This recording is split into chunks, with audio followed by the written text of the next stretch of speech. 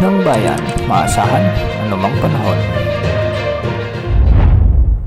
Magandang araw po sa ating lahat. Ngayon ay araw ng Sabado, June 14, 2025 at narito na ang pinakahuling update sa magiging lagay ng ating panahon. Sa kasalukuyan ay wala na tayong minomonitor na anumang sama ng panahon gaya ng LPA o bagyo na direktang nakakaapekto sa ating bansa. Ang bagyo naman na tropical storm na nasa kanluran ng bansa ay nananalasa na sa hilagang bahagi ng Vietnam at Southern Taiwan. Wala pa rin tayong namamonitor na panibagong banta ng bagyo o LPA sa susunod na 3 hanggang 5 araw. Sa ngayon ay Intertropical Convergence Zone ang nakakaapekto sa Mindanao at Eastern Visayas, samantalang Easterlies ang nakakaapekto sa nalalabing bahagi ng ating bansa. Dahil nga sa pag-iral ng Intertropical Convergence Zone ay magiging maulap ang mga kalangitan na may mga kalat-kalat na pagulan at thunderstorms sa buong Mindanao at Eastern Visayas. Ang mga lugar na ito ay pinapayuhang maging alerto sa banta ng mga pagbaha at pagguho ng lupa, lalo na kung may mga katamtaman hanggang sa malalakas na pag-ulan. Samantala, Easterlies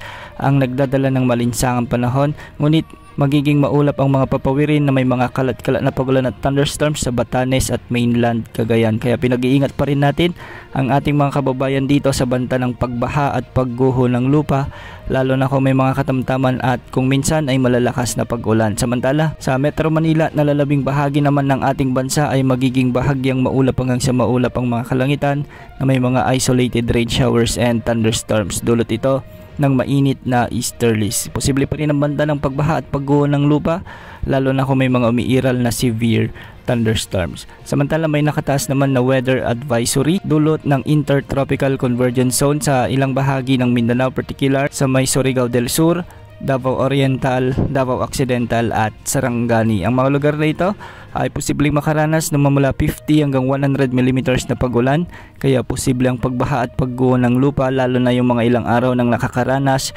ng mga pag-ulan. Para naman sa lagay ng mga pag-alon sa ating karagatan, ang mga baybayin sa extreme northern Luzon ay posibleng umabot ang mga pag-alon hanggang 2.8 meters. Sa nalalabing baybayin ng Luzon ay posible ang hanggang 2.5 meters na pag-alon.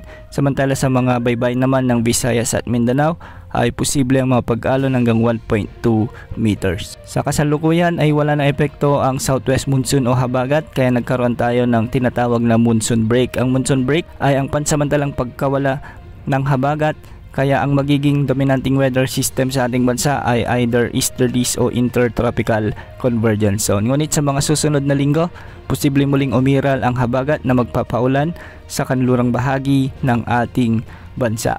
Yan ang update sa lagay ng panahon. Ito po ang weather update ng bayan, maasahan anumang panahon.